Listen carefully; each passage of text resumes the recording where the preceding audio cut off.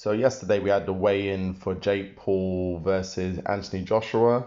And obviously, to no one's surprise, Anthony Joshua is the heavier man, weighed in at 243.4 pounds, Jake Paul at 216.6 pounds.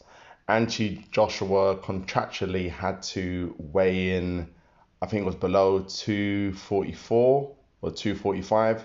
But anyway, he made the weight.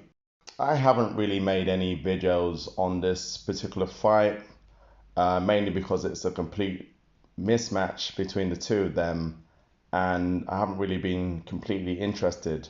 But what I will say, and my question is in my mind is this going to be an actual fight or is it going to be scripted? Let's just look at the reality of things. Jake Paul has had impressive wins.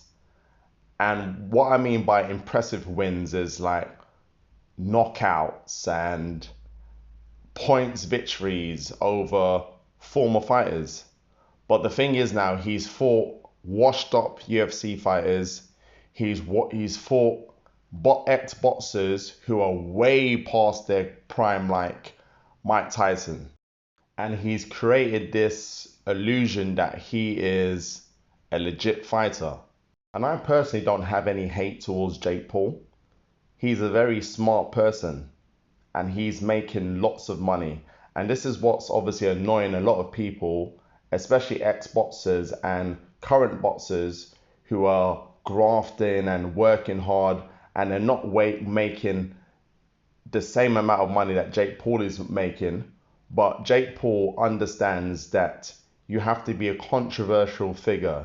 You have to have charisma. You have to be able to market yourself in order to make the money. And that's what he's been doing alongside his brother for many years on social media. They've created a large following, and that's why he's getting the money that he's getting. It's been reported that both fighters will be sharing $184 million straight down the middle between the two of them. And I do not begrudge them for it. And if you're a sportsman or entertainer, you got to make as much money as you can throughout your career. But the point I want to make is that these guys can't be making this amount of money and then we get some fake scripted fight. Because in reality, Anthony Joshua should be knocking out Jake Paul within 2 rounds. Anything else will not be acceptable.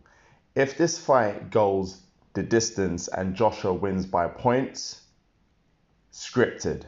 Look at when Jake Paul fought Tommy Fury, who is someone who is of a similar age group to him, who's actually a novice fighter.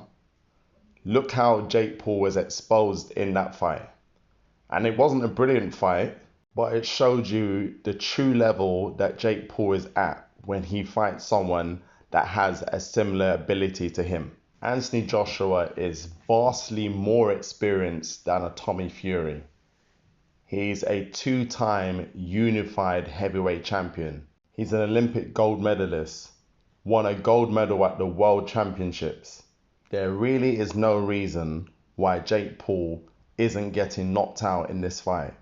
Anything other than that, the public have been conned to believe that this is a legitimate fight. Because you might as well just make it an exhibition fight if it's going to go 8 rounds and Joshua wins by points or whatever now. Joshua should be getting this guy out in 2 rounds.